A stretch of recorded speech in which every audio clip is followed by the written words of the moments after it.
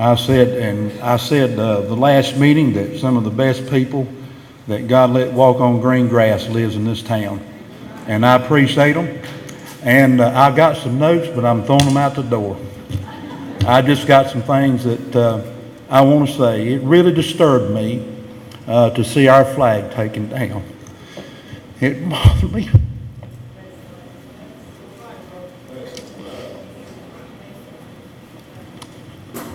Because of what it stands for. My heart's burdened tonight. Our freedoms are being taken from us.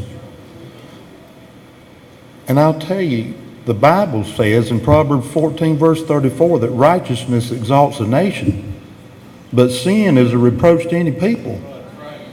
We're being reproached.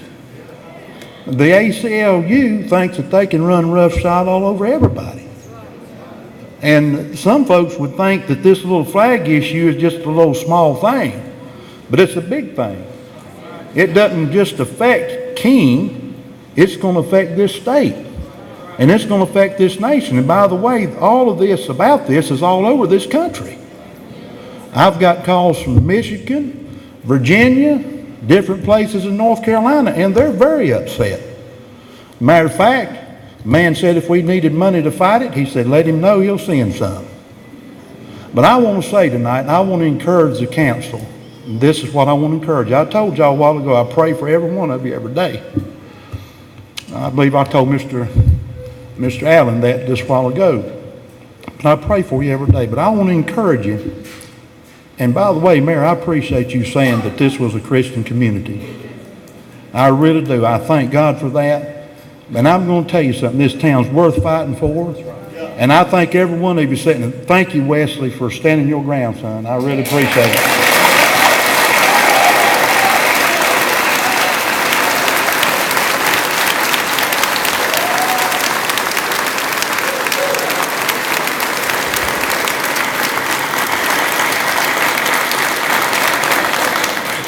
But I want to encourage you to fight. I'm glad the 3 Hebrew children didn't bow to that crowd that wanted them to bow. They said, we'll throw you in the fire. They said, help yourself. Said, whether we get out of the fire or not, we're going to be out of your hand. And I just want to say that it's worth it to fight. And Daniel, when he was threatened to be fed to the lions, he didn't bow, and I thank God for that. He stood his ground. And little old David, I heard that. They do to me that way at church too anyway. But little old ruddy David stood up against Goliath when his brothers, when Saul, when all of them was afraid to fight. And God said, don't look on his countenance or the size of his stature, because man looks upon the outward appearance, but God looks upon the heart. I want to say this and I'm done. We may be a little town, the ACLU, a big thing. And David was little, and the giant was a 9'6" giant. But you remember one thing, it's not the size of the dog in the fight. It's the size of the fight in the dog.